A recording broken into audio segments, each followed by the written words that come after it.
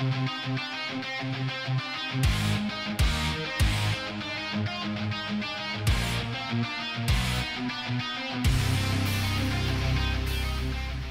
we're on the road in Pensacola, Florida at Cottonmouth Customs Motorcycles, and you guys may remember a few months back I picked up this 2009 Electra Glide for a song, and it's a 13-year-old motorcycle and only had 18,000 miles on it. Do the math.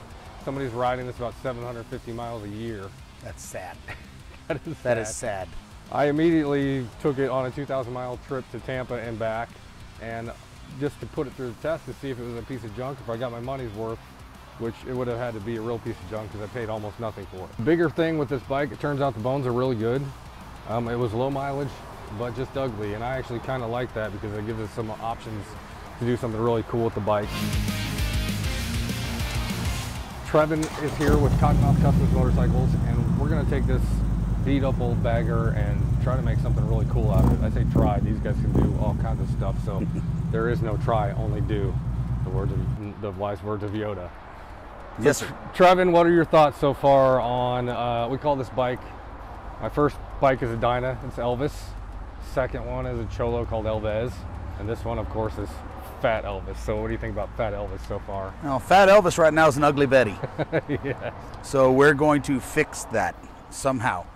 I'm going to leave that up to the boys in the back. When we take it back there, we're going to run her through the paint shop. We're going to run her through the mechanics bays and see what we can do to give him a whole new personality. Again, it's mechanically seems pretty good. There's a check engine light on, so we'll figure out what that's about. It sounds good too, but the heat shields have been falling off periodically. There's some missing actually.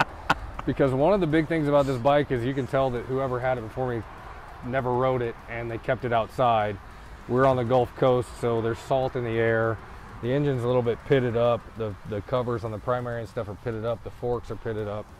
I'm just impressed with the custom paint job on this. Yes. I don't know how we're going to do better. Yeah, so check out my custom paint job. We'll have to think of something.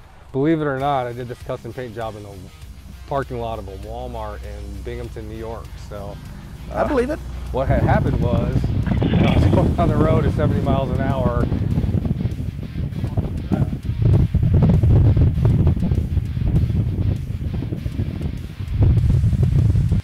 You all heard that, but I have no idea what that noise was. Second something. Oh, my entire bag came off. Lost my saddlebag in the road. Came right off.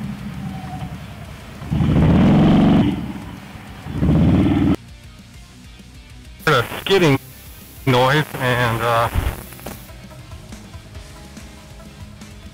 this is the result. It fell off.